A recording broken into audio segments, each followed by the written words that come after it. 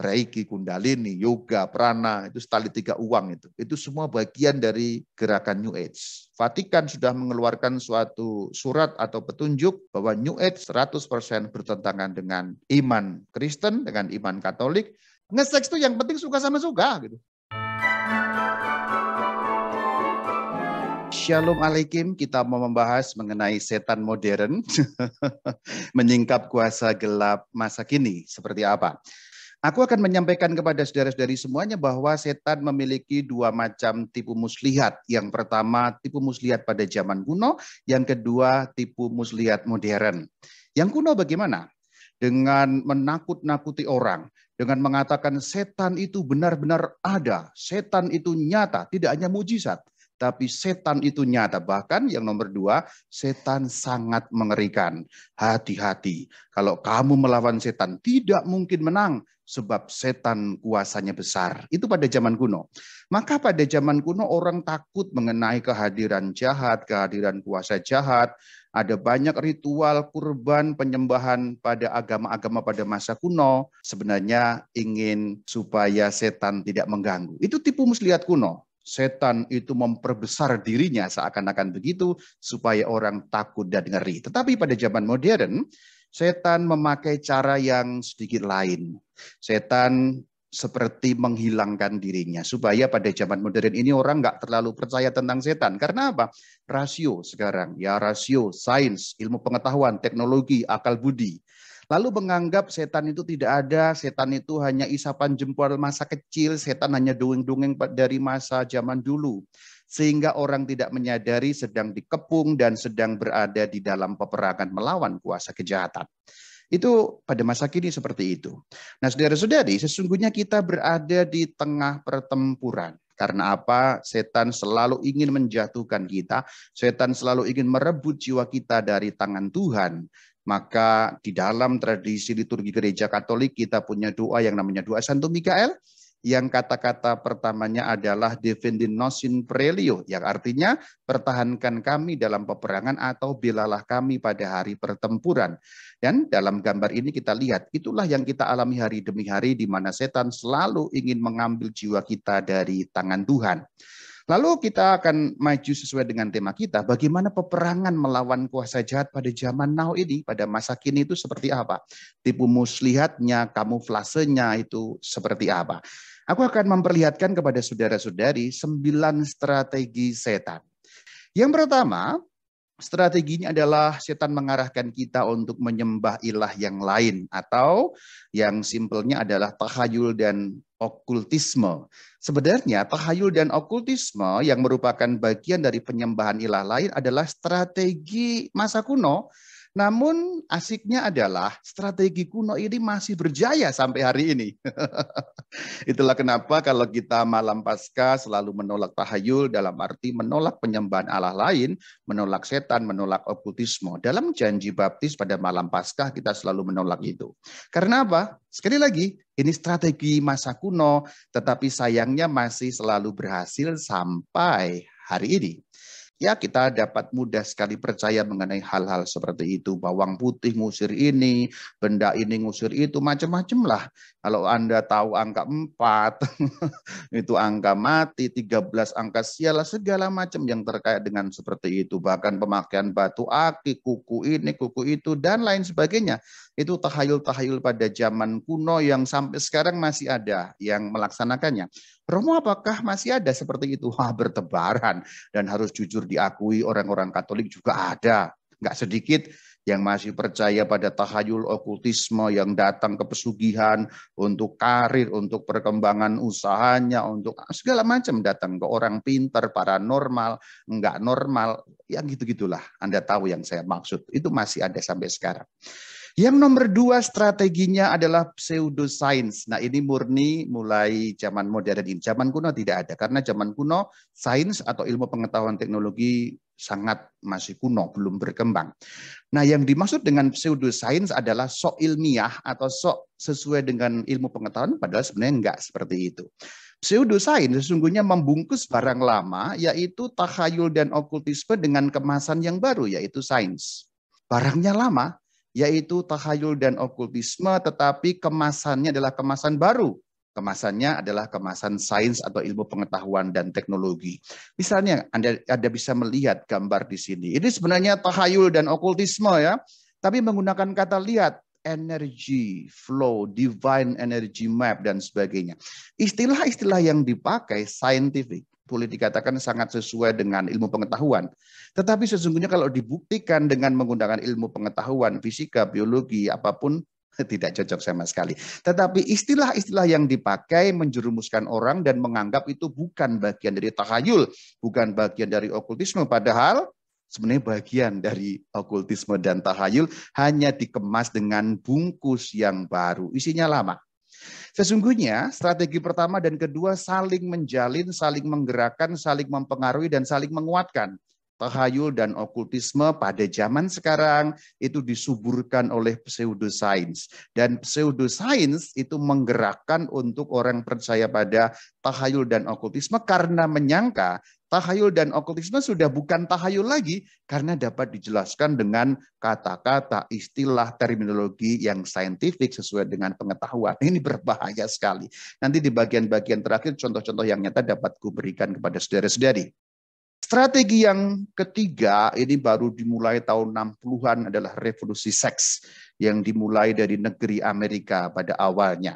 Nilai-nilai tradisional mengenai seks dan seksualitas ditantang bahkan dicoba diruntuhkan untuk diganti dengan nilai-nilai yang baru yang dianggap cool, keren. Seperti apa kerennya itu? Contoh, pada zaman kuno seorang perawan kalau belum menikah itu ya perawan itu suci, perawan itu bagus, perawan itu murni. Tetapi sekarang perawan itu kuno.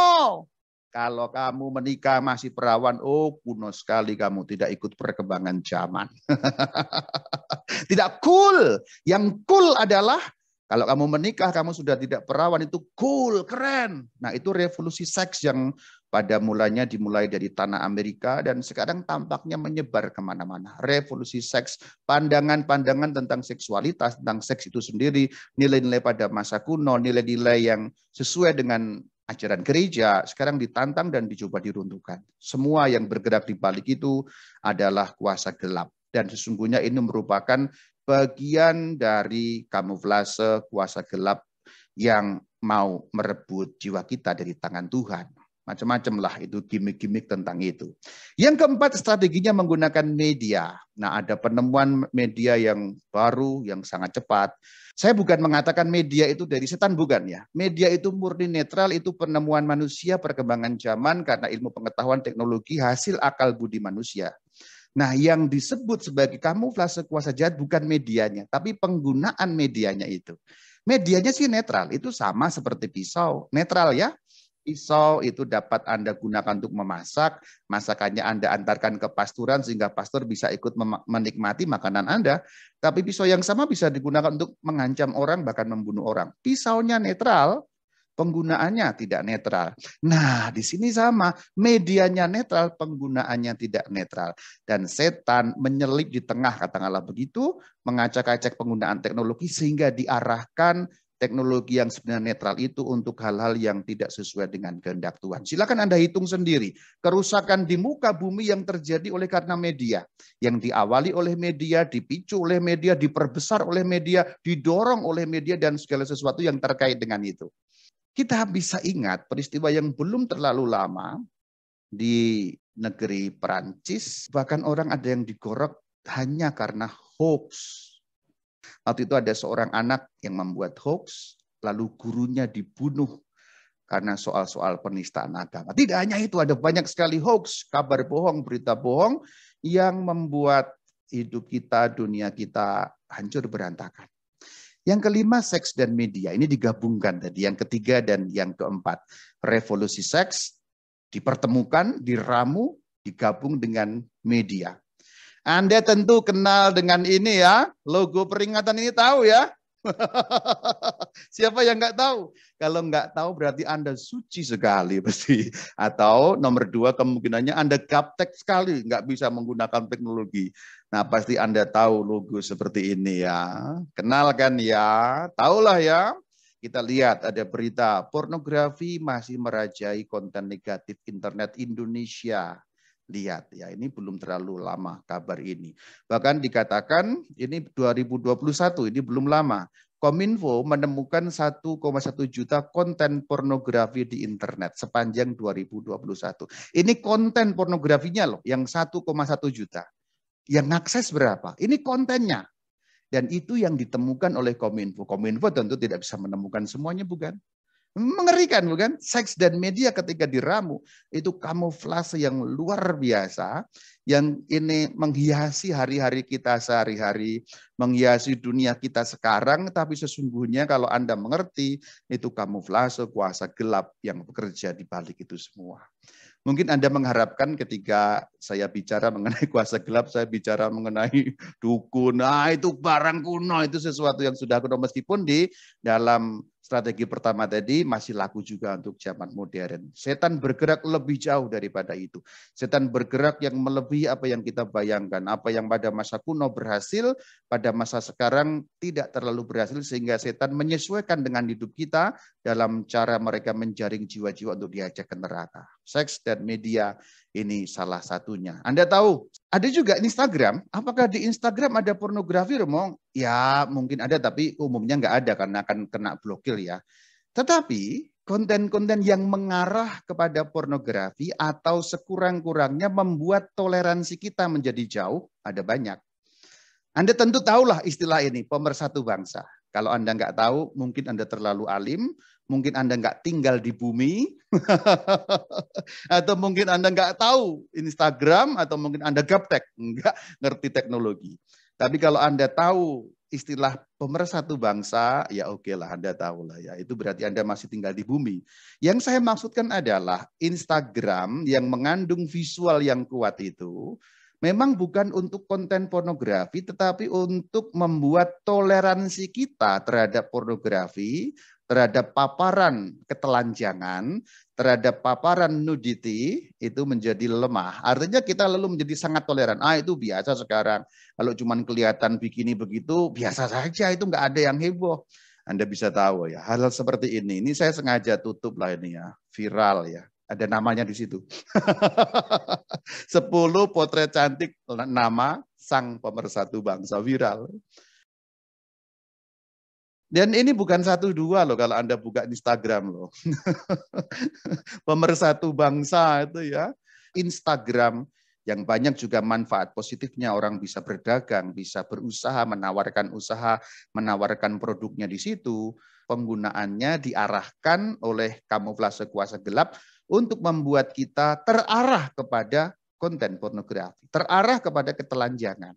Apa yang visual itu mengarahkan dalam arti menggiring kita pelan-pelan tanpa kita terasa sedang digiring ke arah pornografi, ke arah ketelanjangan dengan tanpa merasa itu risih. Karena apa? Menggiringnya pelan-pelan. Kalau langsung, ya kita akan langsung kerasa.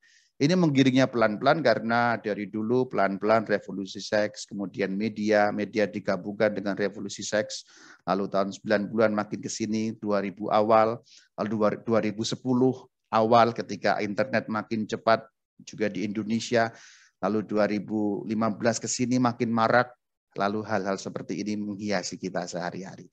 Apakah ini bukan sesuatu yang berjalan menurut dunia atau logika manusia saja? Bukan.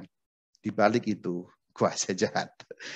Selanjutnya yang nomor 6, strategi yang dipakai setan adalah pro-choice yang kita kenal sebagai aborsi. Saudara-saudari, kalau kita perhatikan yang tadi dari revolusi seks, kemudian media, kemudian penggabungan seks dan media, ujung-ujungnya ke sini. Anda tahu nggak film-film itu dirancang pelan-pelan menuju ke arah itu semua, ke arah revolusi seks. Kalau Anda lihat film barat terutama, film action atau apapun ya, nanti umumnya akan ada adegan ciuman, setelah itu percintaan, ujung-ujungnya akan kemana? Seks ya. Film-film yang menerpa kita, itu ujung-ujungnya pasti ada adegan seks. Dan itu bukan tidak dirancang. Kita sekarang menganggapnya itu Rama terlalu sensi mengenai seperti itu. Itu kan seni, itu kan sesuatu yang sekarang sedang tren. Memang namanya adegan film laga ya harus ada adegan romantiknya, Rama. Ya, Anda boleh menyimpulkan begitu. Tetapi kalau kita melihat bagaimana revolusi seks digabungkan dengan media dan media kemudian sampai pada soal aborsi akan ke sana. Maksudnya apa? Kita dipaparkan terus kepada kita hal-hal yang seperti itu sehingga mau tidak mau otak kita tercuci. Sehingga kalau ada percintaan lalu adegan seks dalam sebuah film kita menganggapnya biasa saja. Padahal hampir semua film barat yang menerpa kita dan hampir semua adegan-adegan seks itu terjadi di luar perkawinan. Maksudnya, dalam cerita itu, bukan orang-orang yang terikat perkawinan yang melakukan adegan seks. Anda ngerti maksud saya? Itu pelan-pelan kita dicekoki dengan itu sehingga menganggapnya biasa. Lalu itu akan terjadi di dunia nyata. Ya mungkin di Indonesia belum, saya nggak tahu ya. Tapi di dunia barat memang sudah sampai ke sana ya. Seks orang dengan siapa saja, yang penting suka sama suka kan begitu. Lalu nanti kalau terjadi kehamilan, lalu orang mengambil langkah ya diaborsi saja. Pro-choice, kenapa? Wanita punya pilihan bukan? Ini tubuhku sendiri, maka aku boleh membuang apa yang ada di dalam tubuhku. Itu kata orang-orang yang menginginkan aborsi dilegalkan. Aborsi pembunuhan. Pembunuhan selalu merupakan pekerjaan kuasa gelap. Dan itu semua saudara-saudari, itu dirancang oleh setan. Tidak demikian begitu saja, tapi itu dihembuskan kepada kita setiap kali. Ini nyambung sekarang nomor 7, relativisme moral. Anda tahu ya, pada zaman kuno kalau orang hidup dalam perkawinan itu dipuja-puja dalam arti ya itulah yang benar. Tapi sekarang itu kuno bukan? Pada masa kuno dikatakan menikah itu suci. Sekarang menikah itu kuno. Karena kalau bisa nggak menikah, ngapain menikah coba ya? Yang penting kan kumpul kerbau itu loh. Atau gambar ini, Anda tahu maksudnya apa? Nge-seks itu setelah menikah kalau zaman kuno, nilai tradisional, sesuai dengan ajaran gereja. Tapi sekarang apa? Nge-seks itu yang penting suka sama suka. Gitu. Ini ada perubahan dalam cara berpikir. Nggak tahu apakah sudah sampai di Indonesia atau tidak, tapi paling kurang ini sebagai suatu pemikiran dunia sekarang ini arahnya makin ke sini. Makin ke arah seperti ini. Kalau kita lihat bahkan dalam tayangan-tayangan artis-artis bicara mengenai itu dengan sangat vulgar. Yang penting seks itu suka sama suka beres. Kenapa? Ya kan dilakukan 2 orang, suka sama suka, ngapain kamu ribut? Kan itu urusan kami berdua. Dan 3 hal tadi itu menggerakkan satu sama lain. Seks dan media menggerakkan pada aborsi, itu digerakkan juga oleh relativisme moral. Relativisme membuat orang tidak peka terhadap seks dan media yang memapar pada kita terus, ujung-ujungnya muter terus 3 hal tadi itu. Di bagian depan tadi 2 juga saling memutarkan, ini juga 3 ini akan saling memutarkan juga. Dan ini muter, saling menggerakkan, memberi tenaga. Yang nomor 8, strategi setan, itu bergereja itu kuno. Ya, gereja itu tempatnya orang tua, tidak cool. Kalau cool itu jangan ke gereja. Ngapain ke gereja? Gereja itu sudah rambut putih ya. Nanti kalau sudah mau mati, kamu cari gereja. Kalau belum putih, belum mau mati, ngapain gitu. Mending ajib-ajib. Ya, mending kita nongki-nongki. Karena gereja itu kuno. Ini dihembuskan makin ke sini. Maka itu setan mengadakan strategi itu supaya tidak ada lagi orang yang percaya kepada Yesus. Ataupun kalau percaya tipis. Nah itu masuknya ke nomor 9. Karena kalau nomor 8 itu tujuannya supaya nggak ada lagi manusia nyembah Allah. Penyembahan yang benar tentu saja. Karena penyembahan yang benar kita tahu ada di dalam gereja Tuhan. Kalaupun masih ada yang menyembah Tuhan, setan memiliki strategi nomor 9. Liturgi itu hanya sebuah seremoni saja. Jadi kalaupun ada yang masih ke gereja, tetapi penyembahannya itu dibelokkan kepada dirinya sendiri. Maka setan menyerang pada liturgi gereja Katolik, justru karena liturgi gereja Katolik melupakan penyembahan kepada Allah yang benar. Penyembahan yang sejati kepada Allah terjadi dalam liturgi, terutama dalam sakramen Ekaristi. Kalaupun orang masih Katolik, kalaupun orang masih nyembah Kristus, kalaupun orang masih anggota gereja, liturginya dibelokkan supaya tidak nyembah Allah lagi, tapi memuja diri sendiri. Dan pemujaan manusia itu berarti merupakan peribadatan yang narsis, ya. Narsisistik. Anda lihat seperti ini. Ya, ini liturgi Katolik loh ini. Ini terjadi dalam misa seperti itu ya. Drama-drama nggak jelas naik ke atas altar di mana penyembahan yang sejati seharusnya terjadi, tapi ya seperti pentas drama seperti itu. Anda lihat, ini Katolik loh ini Katolik ya. Pastornya malah menggunakan pakaian badut seperti itu. Anda lihat ya. Antara mau ketawa atau sedih ya.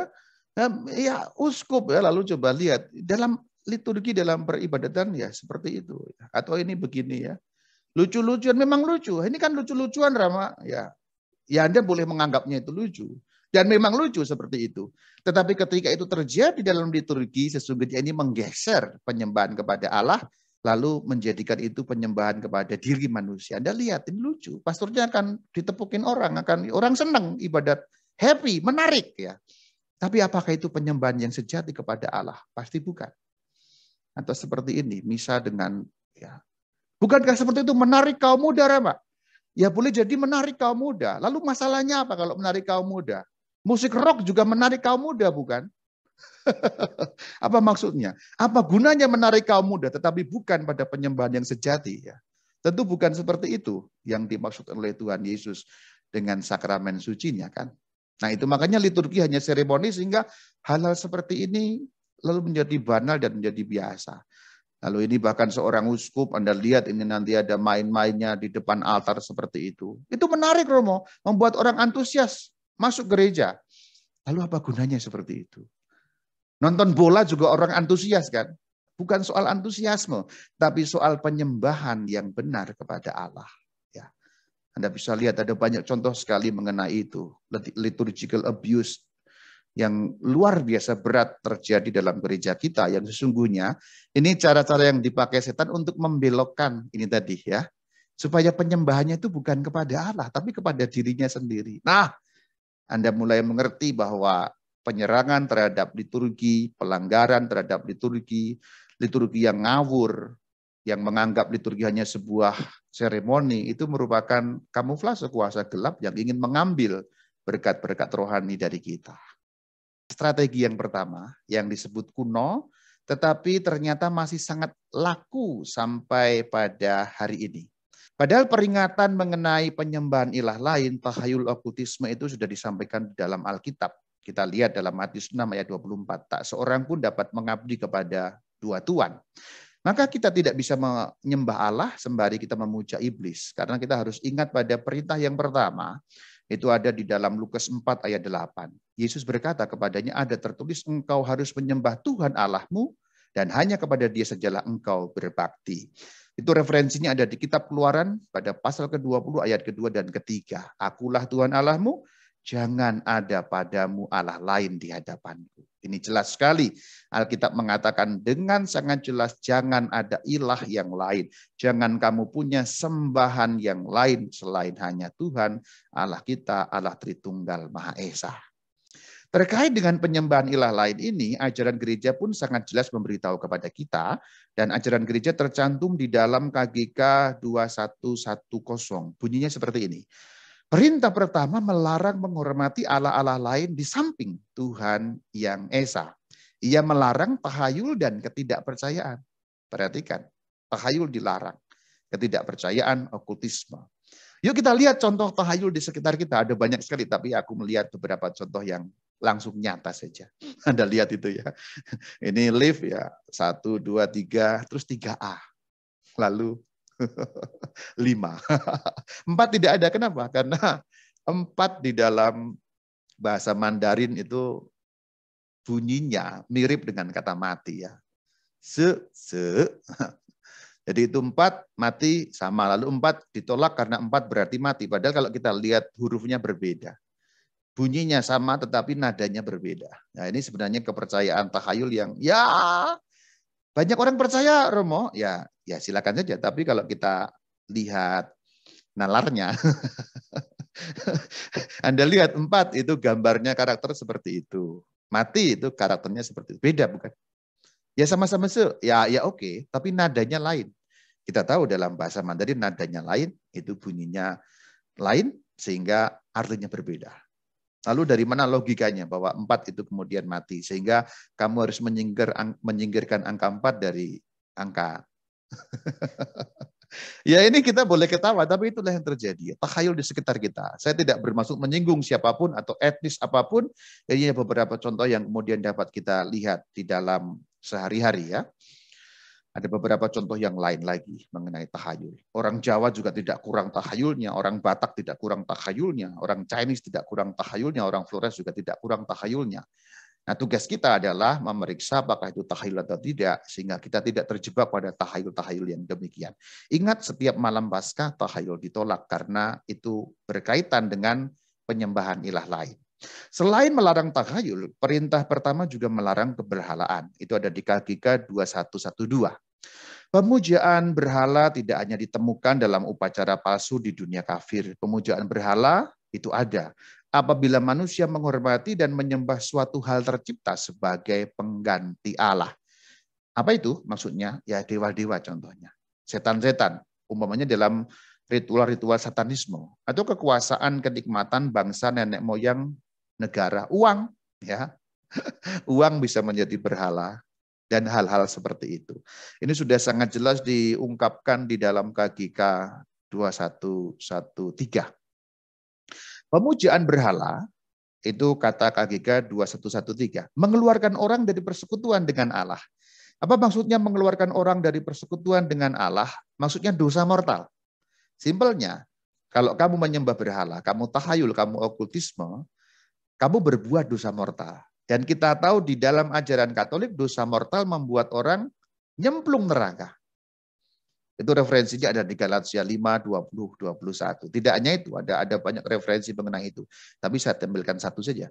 Penyembahan berhala, sihir, dan seterusnya. Siapa saja yang melakukan hal-hal demikian tidak akan mendapat bagian dalam kerajaan Allah. Itu termasuk dalam okultisme dan sebagainya tadi, itu juga dalam takhayul, karena itu merupakan pelanggaran pada perintah pertama. Nah, perintah pertama dari Dekalog itu 10 perintah, itu juga mencakup larangan terhadap segala bentuk ramalan. Nah, ini masih sampai sekarang. Kartu tarot itu laris, bahkan dijelaskan dengan penjelasan yang sok-sok ilmiah juga ya. Pernah nggak pakai kartu tarot? Ya, bertobatlah, kerajaan Allah sudah dekat. Itu ada di KGK 2116 ya. Segala macam ramalan harus ditolak. Segala macam ramalan, apapun bentuknya, pembacaan tangan ataupun pakai kartu atau pakai bola atau pakai apapun, segala macam. Karena apa? Karena mempergunakan setan dan roh jahat. Atau juga pemanggilan arwah, tindakan lain. Seakan-akan orang akan membuka tabir masa depan.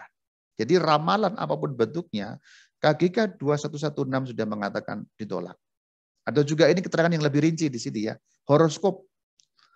Horoskop itu kan sekarang dikemas dengan bungkus yang sok-sok ilmiah kan. Ada nama-nama itu ya, Cancer, Aries, Taurus.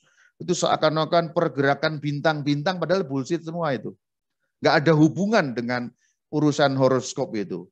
Ya bahwa bintang itu bergerak, ada pergerakan langit itu betul, tapi tidak ada urusan dengan asmara. Pendidikan apa hubungannya gitu ya. Ini horoskop jelas sekali ya. KGK 2116. Ini yang dikatakan di bagian depan tadi bahwa pseudosains menyuburkan itu semua. Astrologi. Astrologi kan ilmu, Rama. Jangan salah. Astrologi berbeda dengan astronomi. Yang ilmu itu astronomi. Kalau astronomi itu betul ilmu pengetahuan teknologi. Astrologi itu sok-sok ilmiah. Sok-sok pakai ilmu bintang. Nah, kalau yang di ITB, Institut Teknologi Bandung, yang dekat dengan tempat saya di sini itu ya, ada teropong bintang di Bosya, di Lembang itu astronomi. Mempelajari ilmu tentang bintang dengan menggunakan ilmu pengetahuan modern. Kalau astrologi itu enggak. Nanti urusannya dengan ramalan-ramalan dan sebagainya, petunjuk gaib dan ini itu. Membaca pergerakan bintang ini itu. Bahkan sekarang dikaitkan dengan, saya nggak nyebut merek, saya tahu mereknya. Tapi saya nggak nyebut merek. Dikaitkan dengan investasi. Ya. Ada itu yang mengaitkan dengan investasi. Ya. Astro Invest. Anda tahu nggak? Kalau Anda tahu dan percaya dan mengikuti, mulailah meninggalkan, karena itu merupakan pelanggaran pada perintah pertama. Itu yang dikatakan di bagian depan tadi, pseudosains. Ketika orang mengatakan ini modern kok, ini ada ilmunya kok. Ini begini loh. pergerakan bintang mempengaruhi investasi. Ya, orang bisa mengatakan begitu. Tapi tidak demikian. Itu hanya pseudoscience. Seperti bisa dijelaskan dengan sains teknologi, tapi tidak demikian yang kenyataannya. Orang hanya mengait-ngaitkan yang sebenarnya tidak terkait. Orang memberi keterangan-keterangan yang so ilmiah supaya apa? Supaya zaman sekarang nyambung. Kalau sekarang diceritakan ini adalah nujum, yang orang nggak percaya. Orang sekarang penginnya kan yang so ilmiah begitu.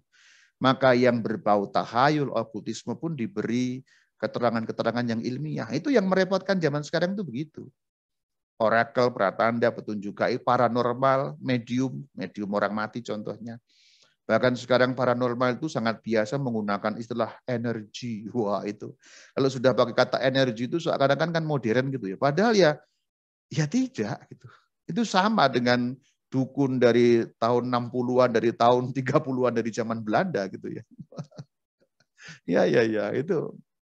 Dan itu bertentangan, jelas sekali dikatakan bertentangan dengan penghormatan dalam rasa takwa yang penuh kasih yang hanya kita berikan kepada Allah. Magi, sihir terlarang. Itu ada di KGK 2117 ya. Semua praktik magi dan sihir yang dengannya orang ingin menaklukkan kekuatan gaib supaya kekuatan itu melayani dan mendapatkan kekuatan adikudrati atas orang lain. Magi dan sihir zaman sekarang ada beberapa yang nyambung kepada urusan hipnotis ya. Hipnotis itu cuma istilah zaman sekarang, jadi seakan-akan ilmiah gitu ya. Apakah betul ada yang pakai setan nama? Ya ada gitu. Karena itu gendam. Ada zaman kuno namanya gendam. Sekarang dinamakan hipnotis ya. Tapi ada kok ramak yang nggak pakai setan? Ya memang ada yang pakai teknik-teknik psikologi gitu ya. Tetapi saya katakan bahkan yang menggunakan teknik psikologi pun berdekatan dengan kuasa-kuasa jahat itu. Yuk kita lanjutkan ya. Biarpun hanya untuk memberi kesehatan. Nah ini juga penting kita pahami. Enggak apa-apa itu kan pengobatan, itu ilmu putih, hati-hati. Ilmu putih dan ilmu hitam itu hanya merupakan istilah untuk menyebut kalau putih tidak untuk nyerang orang, tapi untuk kesehatan penyembuhan. Kalau hitam untuk nyerang orang, tapi sumber kekuatannya sama. Itu persoalannya di situ, bukan soal ilmu hitam dan ilmu putihnya, tapi sumber kekuatannya yang dari kuasa jahat itu. Apalagi kalau mencelakakan orang lain, ini namanya santet kalau istilah kita sehari-hari ya. Dengan roh jahat ya, santet, tenung, teluh itu dengan mencelakakannya. Di sini yang untuk kesehatan namanya ilmu putih. Kalau untuk mencelakakan namanya ilmu hitam, maka disebut hitam karena gunanya untuk menyerang orang dengan santet. Juga dikatakan penggunaan jimat. Ayo siapa yang masih pakai jimat, kertas ditulis-tulis, ditempel di mana-mana itu loh ya. Itulah jimat atau bandul-bandul atau hal-hal yang terkait dengan itu. Spiritisme, pemujaan roh ya, hubungannya dengan ramalan, dengan magi, kemudian penyembuhan daya alami tetapi dengan seruan-seruan kepada kuasa jahat. Ini rinci sekali sebenarnya KGK 2110-an ke sana yang memberitahu kita banyak hal yang terkait dengan okultisme dan tahayul. Anda juga harus waspada dengan ini ya, yang namanya New Age Movement. Ini yang paling membahayakan adalah karena New Age menggunakan istilah-istilah yang saintifik, itu yang pertama. Dan yang kedua menggunakan istilah-istilah yang religius. Jadi kayaknya kayak seperti kekristenan gitu. Padahal bukan kekristenan. Pakai nyebut-nyebut Tuhan, pakai nyebut-nyebut ya roh, malaikat, tapi sama sekali tidak ada unsur Kristiani di situ. New Age bertentangan dengan iman Katolik. Bahkan Vatikan sudah mengeluarkan suatu surat atau petunjuk bahwa New Age 100% bertentangan dengan iman Kristen, dengan iman Katolik, justru karena di dalamnya ketidakpercayaan pada kuasa Allah. Sekali lagi, New Age karena menyebut Tuhan, menyebut malaikat, menyebut orang kudus, menyebut hal-hal yang sepertinya kekristenan, orang gampang terperdaya dengan gerakan New Age ini. Ini yang membahayakan sekarang justru karena itu. Yang kedua karena menggunakan istilah-istilah yang saintifik tadi itu. Nah ini kayaknya saintifik loh ini ya. Kalau Anda belajar cakra-cakra begitu ya, yang ada kaitannya nanti dengan kundalini, dengan yoga, dengan prana, itu bahaya itu. Lalu orang bicara mengenai spirituality, ini spiritualitas, awareness, communication, love, healing, wisdom, power, sexuality, creativity, basic trust. Ini semua kan kayaknya kan scientific semua kan. Tapi itu akarnya dari cakra-cakra pada zaman kuno, Kundalini itu semua. Anda belajar Reiki, wah ini clearing, balancing antara energi yang masuk sehingga orang mengalami growth, development. Nah, itu istilahnya itu semuanya scientific gitu. Sehingga orang mengalami self awareness, stability, ya.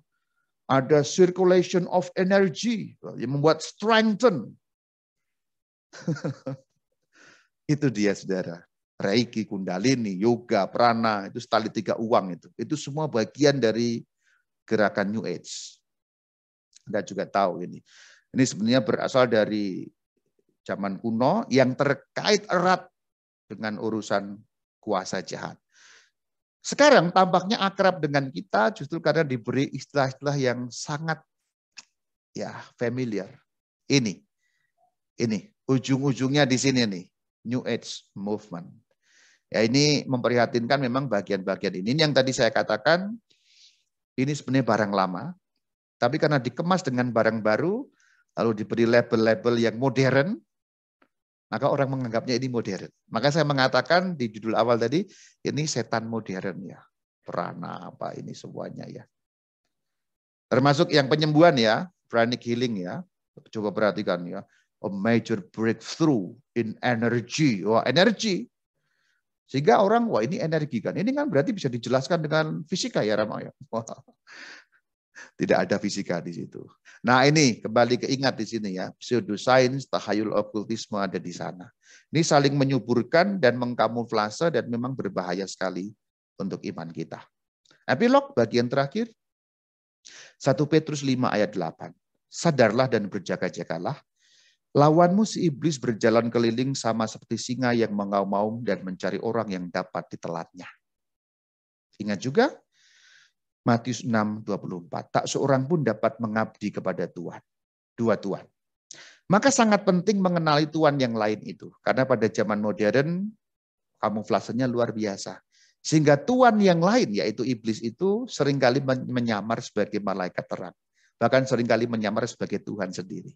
Kalau tidak hati-hati, kita bisa terjebak menganggap Tuhan yang lain yang sebenarnya penguasa neraka itu sebagai Tuhan yang harusnya kita sembah. Padahal bukan.